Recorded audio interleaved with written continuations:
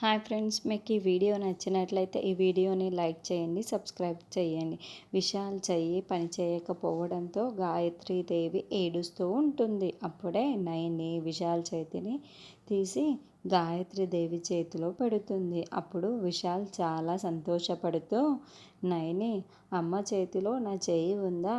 అమ్మ నా చెయ్యిని పట్టుకుందా నయని అని సంతోషంగా అడుగుతూ ఉంటాడు. అవును బాబుగారు అని నయని చెబుతుంది. అమ్మా, నాకు చెయ్యి పని చేయటం లేదని, నాకు చెయ్యి నొప్పిగా ఉందని నువ్వు ఏమీ బాధపడకమ్మా, నాకేమీ కాదమ్మా, నువ్వు బాధపడకమ్మా, నువ్వు ఏడవకమ్మా అని విశాల్ ఏడుస్తూ చెప్తూ ఉంటాడు. అప్పుడు గాయత్రీదేవి చాలా ఏడుస్తూ, నాన్న విశాల్, నువ్వు ఎన్ని మందులు వాడినా ఈ చెయ్యి పని చెయ్యదు నాన్న, పని చెయ్యదు అని గాయత్రీదేవి ఏడుస్తూ అంటుంది.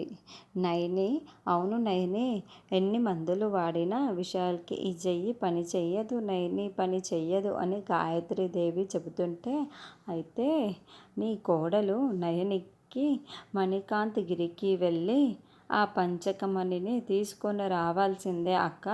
అయితే నయని ఇక్కడి నుండి మణికాంతగిరికి వెళ్ళి పంచకధారిని తీసుకొని రమ్మంటే తిలోత్తమ అంటే, అప్పుడు వెంటనే నయని, అమ్మగారు, నేను వెంటనే పంచకమణిని తీసుకొని వస్తాను, పంచకమణిని తీసుకొని వచ్చి ప్రాణాలే కాపాడుకుంటాను, బాబుగారికి ఏమి కానివ్వను అమ్మా, కానివ్వను అని నయని ఏడుస్తూ చెబుతూ ఉంటుంది.